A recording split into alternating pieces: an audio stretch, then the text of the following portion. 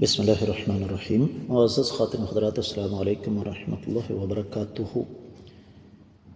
کون سی نظر انسان کو نہیں ماننی چاہیے، یہ ہے ہمارے آج کے حدیث کے سبق کا موضوع۔ مشکات المصابیح کتاب الایمان والنذور باب ہے نظر ماننے کے حوالے سے 3433ویں حدیث کتاب میں، اور تیسری ہے باب میں۔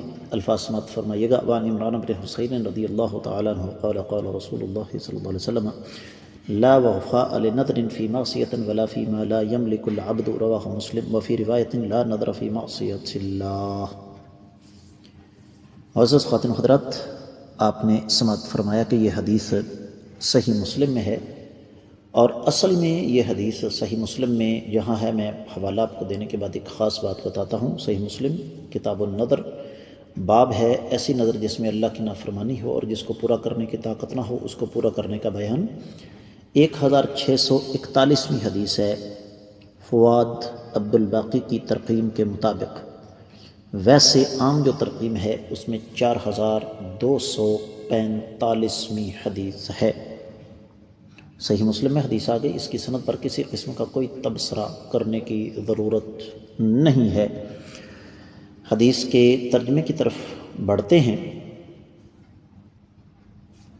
حدیث کے راوی ہیں سیدنا عمران بن حسین رضی اللہ تعالیٰ عنہ، فرماتے ہیں کہ نبی کریم صلی اللہ علیہ وسلم نے ارشاد فرمایا، نافرمانی کی نظر کو پورا نہ کیا جائے، اور جس چیز کا انسان مالک نہیں ہے اس کی نظر نہ مانی جائے۔ اور ایک روایت میں ہے کہ اللہ کی نافرمانی میں نظر نہیں ہے۔ تو یہاں پر دو چیزیں قابل غور ہیں۔ پہلی کہ ایک انسان اگر نظر مان لے کہ میں اللہ کی نافرمانی کا کام کروں گا، تو اس کو وہ کبھی بھی نظر پوری نہیں کرنی چاہیے، اس لیے کہ اللہ کی نافرمانی کا نتیجہ مجھے اور آپ کو اچھی طرح معلوم ہے۔ اور دوسری چیز، جو چیز انسان کے بس میں نہیں، انسان کے ہاتھ میں نہیں، انسان اس کی نظر مان لے۔ اب یہاں پر ایک چیز خاص طور پر قابل غور ہے۔ ایک آدمی نے نظر مان لی اللہ تعالیٰ کی نافرمانی کی، جیسے میں نے آپ کو بتایا ابتدا میں، صحیح مسلم کی یہ روایت طویل ہے، بہت لمبی حدیث ہے، اور اس میں کچھ واقعات بھی ہیں۔ تو خلاصہ جو ہے وہ یہ ہے کہ کسی خاتون نے ایک نظر مانی تھی